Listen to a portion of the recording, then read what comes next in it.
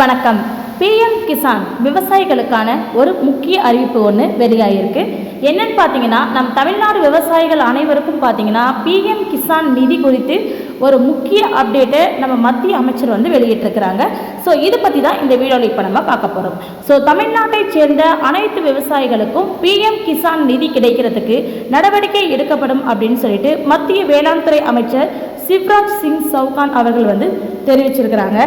மத்திய வேளாண்மை மற்றும் விவசாயிகள் நலன் மற்றும் கிராமப்புற மேம்பாட்டு அமைச்சர் சிவராஜ் சிங் சவுகான் அவர்கள் பார்த்தீங்கன்னா அக்டோபர் 25 தமிழ்நாட்டில் வேலூரில் உள்ள ICAR கிருஷி அறிவியல் மையத்திற்கு KVK வருகை தந்திருக்கிறாங்க.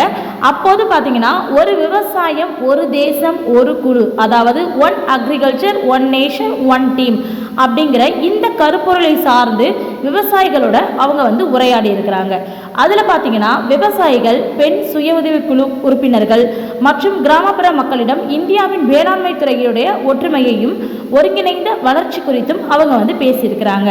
நமக்கு இந்த பிரதான் மந்திரி தனியா கிருஷி யோஜனா அப்படிங்கிற இந்த தேசிய பருப்பு வகைகள் இயக்கம், தேசிய இயற்கை வேளாண்மை இயக்கம், அதே போல பயிர் பல்வகைப்படுத்துதல், புளிக்க வைக்கப்பட்ட கரிம உரம் போன்ற பல்வேறு திட்டங்கள் குறித்து பார்த்தீங்கன்னா விவசாயிகளுடைய சிவராஜ் சிங் சவுகான் அவர்கள் பேசியிருக்கிறாங்க. ஸோ அப்போ PMDDKY திட்டத்தின் கீழ் தமிழ்நாட்டில் ராமநாதபுரம், சிவகங்கை, தூத்துக்குடி மற்றும் விருதுநகர் மாவட்டங்கள் இணைக்கப்பட்டிருக்கிறதையும் அவங்க சொன்னாங்க.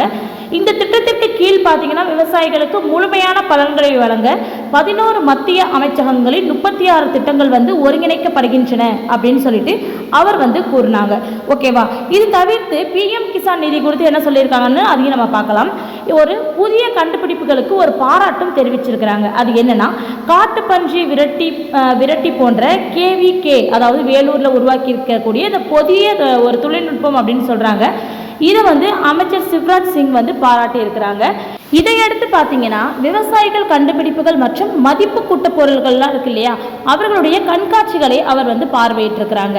மேலும் விவசாயிகளிடம் விவசாயம், கால்நடை வளர்ப்பு, மீன்வளம் தொடர்பான திட்டங்கள் குறித்தும் பல கருத்துக்களை அவங்க கேட்டு தெரிஞ்சுக்கிட்டாங்க அப்படின்னு தான் சொல்லணும். இது தவிர்த்து பார்த்தீங்கன்னா ஒரு முக்கியமான ஒரு சில அப்டேட்களை இந்த மீட்டிங் தளத்தில் அவங்க சொல்லியிருக்கிறாங்க. அது என்ன அப்டேட்னு பார்த்தீங்கன்னா, நம் பிரதமர் நரேந்திர மோடியால் தொடங்கப்பட்டு தேசிய பருப்பு வகை திட்டம் பருப்பு வகை உற்பத்தியில் நாட்டை தன்னிறைவு அடைய செய்யும் என்றும், தமிழ்நாடு போன்ற மாநிலங்கள் இத்திட்டத்தினால் பெரும் பயனடையும் என்றும் குறிப்பிட்டிருக்கிறாங்க. புதுக்கோட்டை மாவட்டம் பம்பனில் இருக்கக்கூடிய தேசிய பருப்பு வகை ஆராய்ச்சி மையத்தால் உருவாக்கப்பட்ட மேம்பட்ட பருப்பு வகைகளையும் அமைச்சர் சிவராஜ் சிங் சவுகான் அவர்கள் பாராட்டி சொல்லியிருந்திருக்காங்க.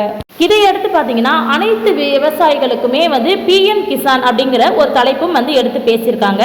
தென்னை பயிர்களை பாதிக்கும் பூச்சி மற்றும் நோய் பிரச்சனைகளை தீர்க்க உறுதியான நடவடிக்கைகள் எடுக்கப்படும் அப்படின்னு அவங்க தெரிவிச்சிருக்கிறாங்க. அதே போல மாம்பழ உற்பத்தியில் ஏற்படக்கூடிய விலை வீழ்ச்சியின் பாதிப்பை குறைக்க மதிப்பு கூட்டல் மற்றும் பதப்படுத்தும் அலகுகளை நிறுவ முயற்சிகள் மேற்கொள்ளப்படும் அப்படின்னு சொல்லியிருக்காங்க.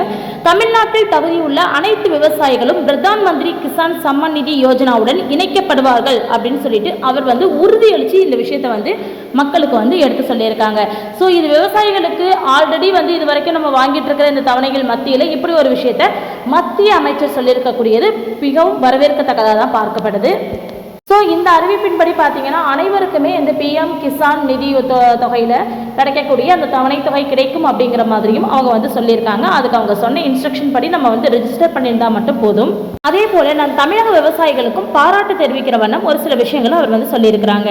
தமிழகத்தின் கடின உழைப்பாளி விவசாயிகள் அவர்களின் கலாச்சாரம் மற்றும் மதிப்புகளுக்கு அமைச்சர் தனது ஆழ்ந்த பாராட்டை தெரிவிச்சிருக்கிறாங்க. மீண்டும் தமிழ்நாட்டிற்கு இயற்கை விவசாயம் குறித்து விவசாயிகளுடன் நேரடி உரையாடல் செய்ய இருப்பதாகவும் அவர் உறுதியளிச்சிருக்கிறாங்க.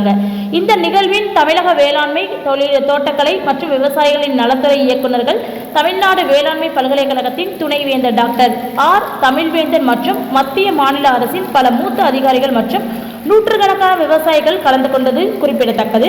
இந்த சந்திப்பின் போது ட்ரோன் திதீஸ் மற்றும் லஷ்பதி திதீஸ் ஆகியோருடன் அமைச்சர் கலந்துரையாடினார் அப்படின்னு சொல்லியிருக்காங்க. ஸோ இந்த ஒரு விஷயத்தின் மூலமாக நம்ம எடுத்துக்க வேண்டிய ஒரே விஷயம் பார்த்தீங்கன்னா PM கிசான் சம்மான் நிதி யோஜனா இந்த திட்டத்தின் மூலமாக அனைவருக்குமே அந்த தவணை தொகை 2000 ரூபாய்ங்கிறது வழங்கப்படும் அப்படிங்கிறது உறுதியாயிருக்கு. ஸோ நன்றி.